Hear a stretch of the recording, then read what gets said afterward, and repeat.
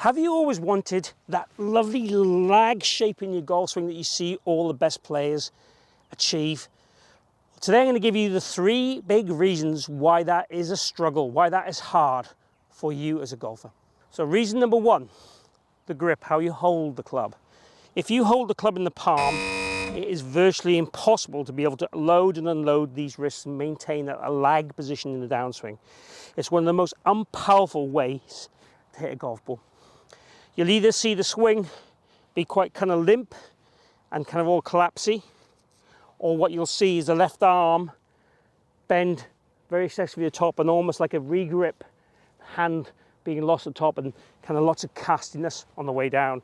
So it will kind of look like in your palm, your club, bend, cast, weak. Pretty horrible. So that's pretty much the major one reason golfers can't create lag.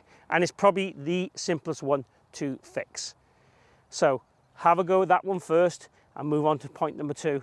Your point number 2 is more you. The second reason is loading the wrist correctly. If you don't load the wrist on the way back, you can't really hang on to anything on the way down. So take a tee, place it in the end of your club, just as a bit of a visual. And what I'm looking for you to do is point that tee down to the ground very early in the backswing. So somewhere around about the kind of trail toe in a direction that's pretty much on your ball to target line, but literally pointing down that quickly. I often use the analogy, if the shaft is full of water, let the water run out of the shaft by the time your lead arm gets to parallel with the ground. So load those wrists early, keep it intact, and then try and just explode towards target in the downswing. Don't really think about working at the ball, have the intention of more the target. But certainly the first objective, can we load early in the backswing? And that gives us something then to be able to utilize in the downswing and maintain the lag. You have to be careful, and we'll cover it a bit more in point 3, that we don't kind of open the face and cup the wrist early in the downswing, because that can also make you lose the lag very early. Point number 3, arm height. In the downswing, if my arms never go down, the only way I can reach the ball is unload my wrists early. And I see this very, very common in average golfers. We need to feel that our arms get closer to the ground. And ideally, as we've already talked about briefly, the lead wrist needs to be slightly flexed. If the wrist is cupped, the face opens, and then we'll throw it late on. And if we've got low and throw it, then we'll hit it very heavy, which is not good either.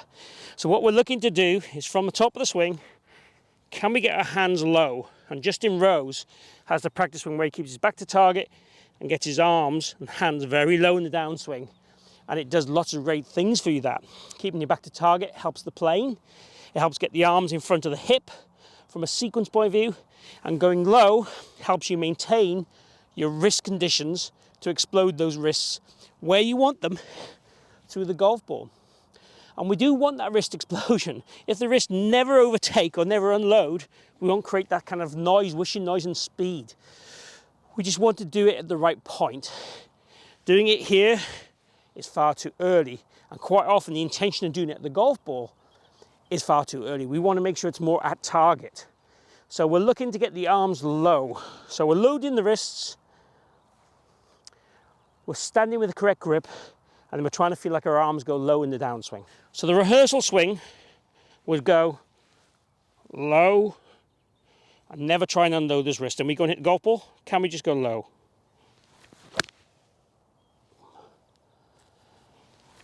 And you see there the most meatiest divot I've had because I was lower to the ground. My radius was lower.